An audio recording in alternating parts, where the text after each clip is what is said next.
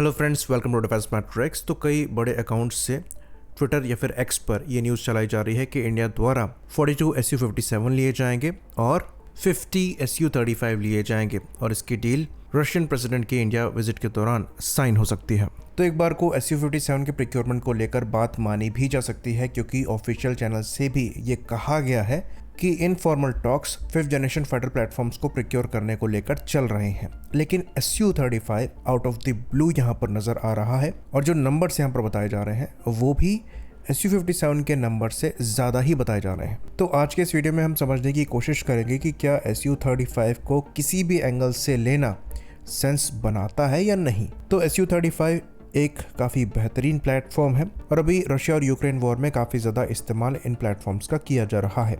कई मामले में इन प्लेटफॉर्म्स को सक्सेस भी मिली है, कुछ मामलों में इनको शूट डाउन भी किया गया है, पर ओवरऑल ये एक काफ़ी एडवांस प्लेटफॉर्म है। तो रशिया द्वारा भी SU-35 के साथ साथ SU-30 SM फाइटर भी इस्तेमाल किए जाते हैं और अब अपग्रेडेड SM-2 फाइटर भी इस्तेमाल किए जाते हैं। तो ये दोनों ही प्लेटफॉर्म SU-27 फैमिली को बिलोंग करते हैं। वहीं पर SU-35 जो है ये इस फैमिली का सबसे एडवांस वेरिएंट है। तो SU-35 इनिशियली SU-27 पर ही अपग्रेड था और काफ़ी हद तक इसके लिए जो टेक्नोलॉजीज डेवलप करी जा रही थी ये Su-30 MKI में भी गई हुई हैं। तो 1985 के अराउंड SU-27 का एक वेरिएंट बनाया जा रहा था जहाँ पर कनार्ड्स को ऐड किया गया था। तो SU-27 के कंपैरिजन में कनार्ड्स का वहाँ पर एक एडिशन हुआ था और जो लीडिंग एज एक्सटेंशन है उसको भी रीशेप करके रीडिज़ाइन किया गया था। तो मेन गोल वहाँ पर था मनोरेबिलिटी को बढ़ाना और इस रिडिज़ाइन की वजह से जो एयर फ्लो है वो इम्प्रूव हुआ था और हाई एंगल ऑफ अटैक पे जो बफेटिंग का इशू है वो ख़त्म हो गया था, जिसकी वजह से ये जो नया डिज़ाइन है ये 10G के मनवर्स तक परफॉर्म कर पाता था। साथ में जो fly by wire control systems हैं इनको भी बेहतर किया गया था, टेल्स के साइज को लंबा किया गया था, इनफ्रारेड रिफिलिंग सिस्टम्स को ऐड किया गया था और NO11M बार्स रडार को भी लगाया गया था। तो क्योंकि ये रडार भारी था इसलिए सामने कनार्ड्स को ऐड करना पड़ा था और ये चीज़ हूबहू Su-30 MKI में इम्प्लीमेंट हुई थी। तो एक तरीके से आप कह सकते हैं कि SU-35 का जो अर्ली डेवलपमेंट है उसी से SU-30 MKI इंस्पायर्ड हुआ था। ऑल्दो SU-35 के उस वेरिएंट में एक और चीज़ थी जो कि Su-30 MKI में नहीं है और वो ये है कि टेल में यहाँ पर एक रडार कैरी किया जाता था और Su-30 MKI में उसकी जगह पर ड्रैग शूट है। तो सोवियत यूनियन के कोलैप्स से पहले ये कनार्ड वाले SU-35 के कई प्रोटोटाइप्स बनाए गए जिसने कनार्ड की परफॉर्मेंस को और थ्रस्ट वेक्टरिंग को वैलिडेट किया था। तो ये बात हम आपको बता दें कि 1992 से पहले ये एयरक्राफ्ट SU-35 के नाम से नहीं जाना जाता था, इसको SU-27M ही कहा जाता था। 92 में इसको डेजिग्नेशन दी गई थी SU-35 की। तो 1995 से पहले जितने भी प्रोटोटाइप्स बने थे उनमें थ्रस्ट वेक्टरिंग नोजल नहीं थी पर कनार्ड्स थे। 95 में एक प्रोटोटाइप में थ्रस्ट वेक्टरिंग नोजल लगाई गई और 1996 में सेम कॉन्फ़िगरेशन को मेंटेन करते हुए थ्रस्ट वेक्टरिंग नोजल के साथ SU-37 को रोल आउट किया गया, जो कि एक्चुअली SU-35 ही था, लेकिन थ्रस्ट वेक्टरिंग नोजल वहाँ पर दी गई थी। तो कनार्ड्स और थ्रस्ट वेक्टरिंग नोजल के साथ जो मनवरेबिलिटी है वो अनमैच्ड हो गई। ये ऑलमोस्ट नियर 0 एयर स्पीड पर भी बिना स्टॉल किए फ्लाई कर सकता था।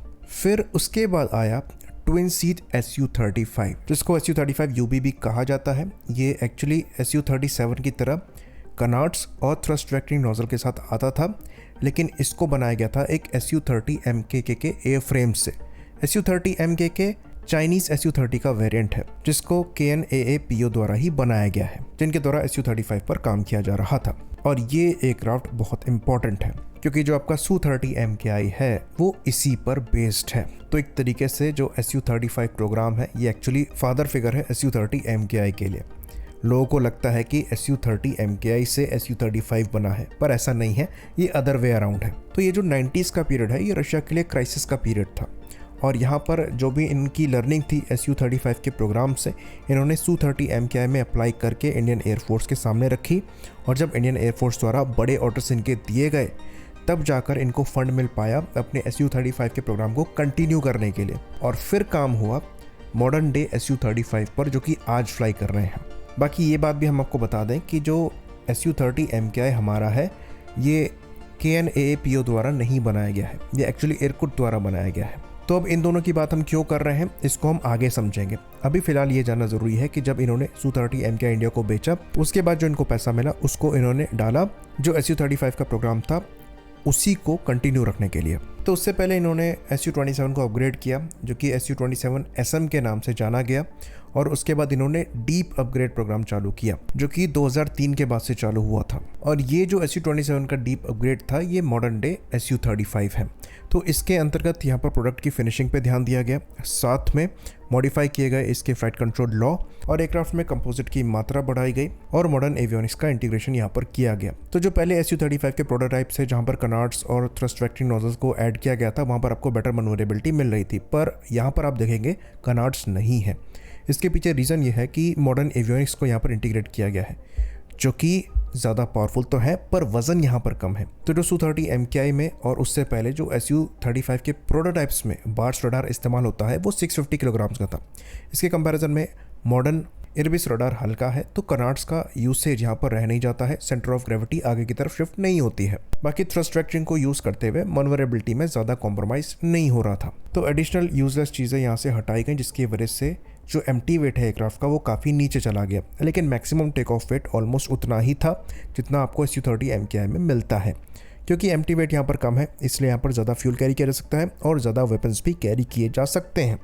एडवांस एवियोनिक्स का यूज़ करने की वजह से कंप्यूटर काफ़ी हद तक कई ऑपरेशंस को संभाल लेता है, इसलिए आपको 2 पायलट्स की रिक्वायरमेंट यहाँ पर नहीं है। साथ में यहाँ पर कंपोजिट मटेरियल्स का इस्तेमाल किया गया है, रडार ऑब्जॉर्वेंट मटेरियल लगाए गए हैं, जिसकी वजह से इसका जो रडार क्रॉस सेक्शन है फ्रंट से काफ़ी कम है।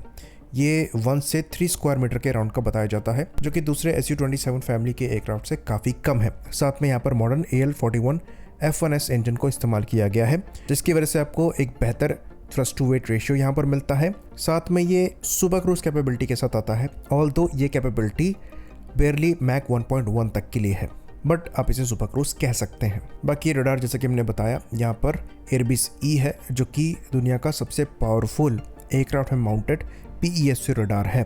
400 किलोमीटर तक टारगेट को डिटेक्ट कर सकता है और एक बार में 30 टारगेट्स को ट्रैक कर सकता है और 8 को एक ही बार में इंगेज कर सकता है। साथ में ये कोऑपरेटिव वे में भी काम कर सकता है दूसरे SU-35 के साथ। बाकी इनका EW स्वीट भी एडवांस है, ये L175M किबनी M EW स्वीट को यूज़ करते हैं, जिसकी वजह से इनकी EW परफॉर्मेंस भी काफ़ी ज़्यादा बेहतर है। बाकी कॉकपिट में मेजर अपग्रेड है, होटास कंट्रोल आपको मिल जाते हैं और 2 बड़े MFD डिस्प्लेज यहाँ पर मिलते हैं। तो ये हर मामले में SU-30 MKI से बेहतर प्लेटफॉर्म है। ए फ्रेम की भी लाइफ यहाँ पर ज़्यादा है, साथ में इंजन की लाइफ भी यहाँ पर ज़्यादा है। तो अब आप यहाँ पर कहेंगे कि अगर ये एक बेहतर प्लेटफॉर्म है तो उसको लेने में बुरा ही क्या है। तो ये बात हमको जाननी पड़ेगी कि रशिया द्वारा एक SU-30 SM एयरक्राफ्ट पे इस्तेमाल किया जाता है, जो कि SU-30 MKI पर ही बेस्ड है। इसका एक एडवांस वेरिएंट है जिसे SM-2 कहा जाता है। SM-2 में जो मॉडिफिकेशन किए गए हैं वो एक्चुअली इसे SU-35 के स्टैंडर्ड का बनाते हैं, जिसमें सेम रडार इंटीग्रेट किया गया है जो कि SU-35 में लगा हुआ है, साथ में सेम इंजन भी इंटीग्रेट किया गया है जो कि SU-35 में है। और ये काम इसलिए किया गया है ताकि एक स्टैंडर्ड यहाँ पर बन सके और दोनों एयरक्राफ्ट को ऑपरेट करने में रशियन एयरफोर्स को आसानी हो। तो कुछ माइनर चीज़ों को अगर छोड़ दें, जैसे कि दोनों एयरक्राफ्ट में RCS के डिफरेंस को और कुछ ऑपरेशनल रेंज में डिफरेंस को और मैक्सिमम पेलोड कैरिंग कैपेसिटी को, तो दोनों ही प्लेटफॉर्म ऑलमोस्ट आइडेंटिकल है। अब यहाँ पर सवाल उठेगा कि अगर दोनों ही आइडेंटिकल हैं तो रशिया द्वारा दोनों क्यों ऑपरेट किए जा रहे हैं, एक ही प्लेटफॉर्म ऑपरेट किया जाना चाहिए। तो इसका जो आंसर है उसको जानने के लिए हमें पीछे जाना पड़ेगा। हमने बताया था कि ये जो SU-35 है इसको बनाया है KN-AAPO द्वारा, जिसके द्वारा SU-30 MKK भी बनाए गए हैं, जो कि चाइनीज़ एयरफोर्स द्वारा इस्तेमाल किए जाते हैं।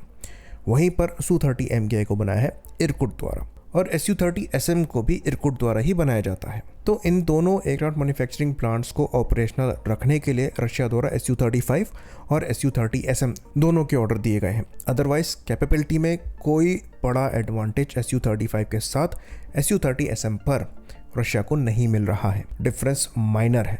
तो ये चीज़ बिल्कुल भी सेंस नहीं बनाती कि SU-30 MKI के होते हुए हम SU-35 खरीदें। हमको रशिया के प्लांट नहीं चलाने हैं। उनके SU-35 प्रोग्राम को रिवाइव करके हम अपना काम SU-30 MKI के साथ कर चुके हैं। SU-35 कैपेबल प्लेटफॉर्म ज़रूर है, पर कोई एडिशनल कैपेबिलिटी हमारे लिए वो लेकर नहीं आते हैं।